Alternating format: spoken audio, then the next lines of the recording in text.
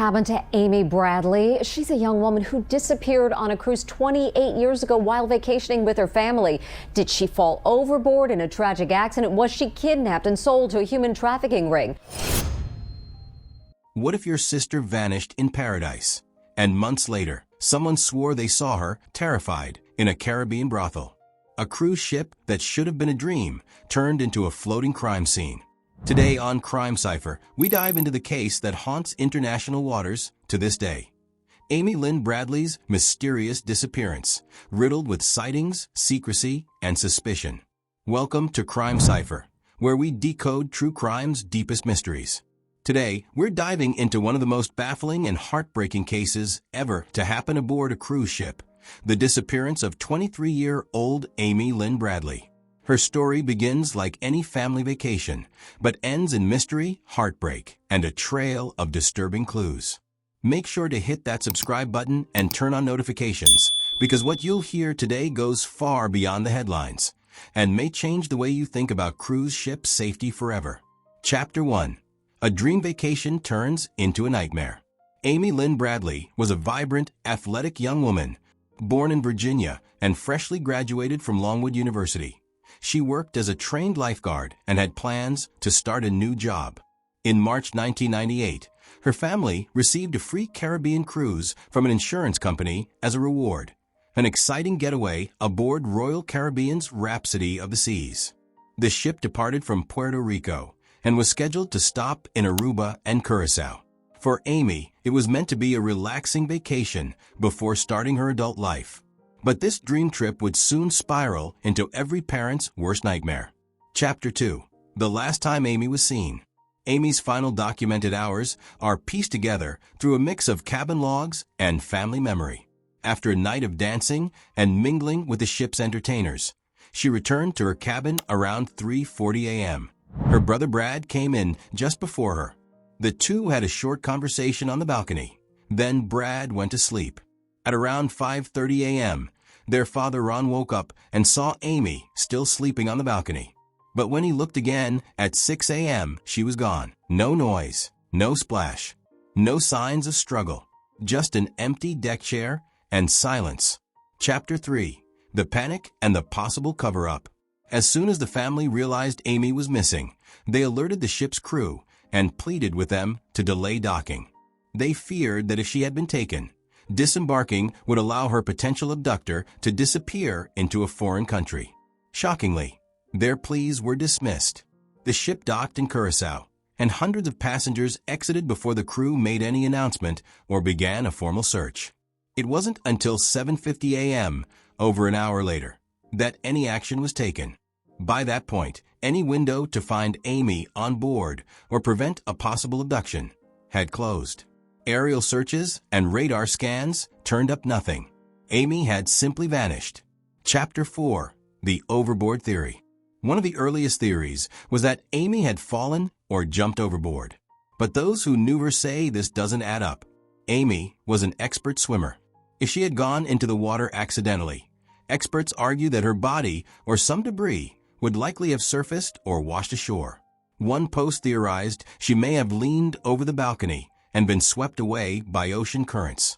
But there was no alcohol in her system, no signs of reckless behavior, and she had voiced concerns about cruise ship safety even before boarding. The overboard theory feels too convenient and too empty.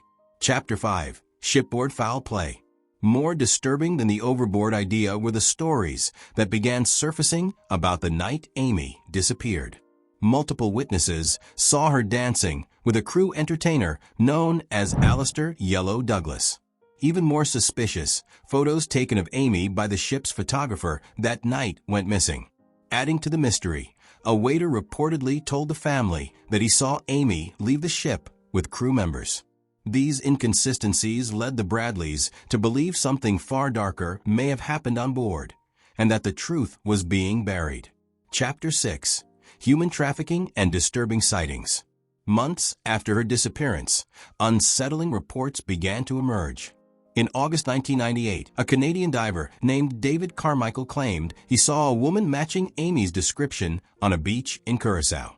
She was with two men and looked distressed. He even identified her unique tattoos. Then, in January 1999, a U.S. Navy petty officer claimed he saw Amy in a brothel. She reportedly told him her name and pleaded for help, but by the time he reported it, she was gone.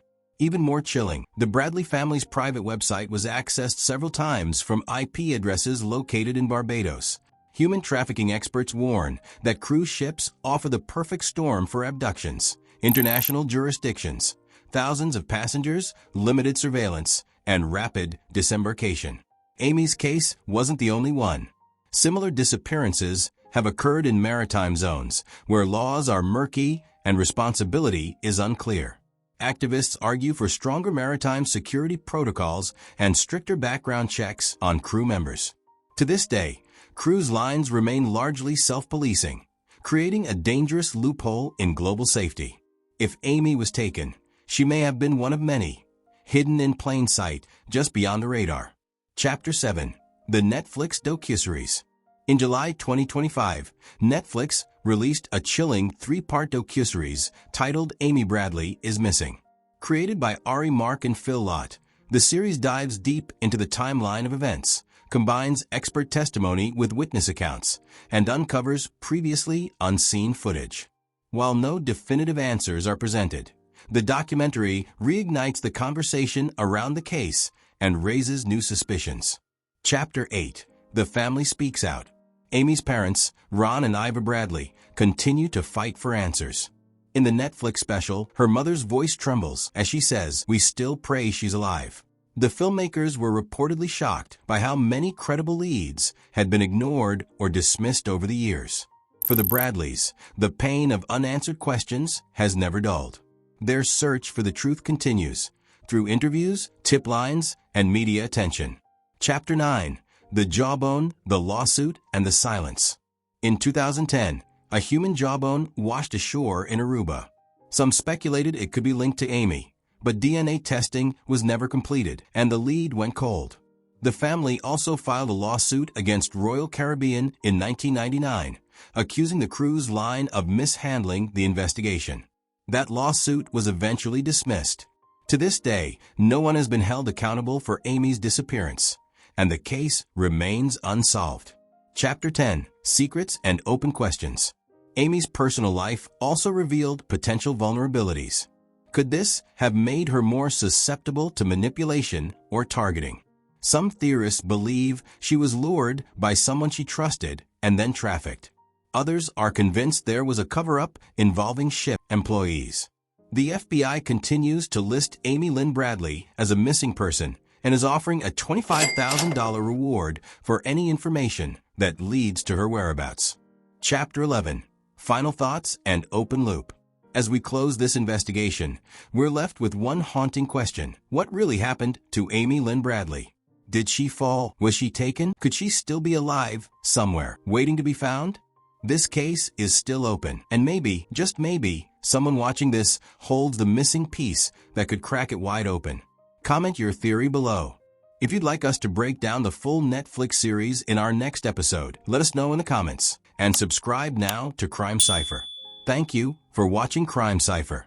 If Amy's story left you shaken, you'll want to check out our next deep dive into the Kendrick Johnson Jim Mack case, one of the most controversial autopsy reports of the last decade. Subscribe, hit the bell, and share this video if you believe Amy's case deserves justice.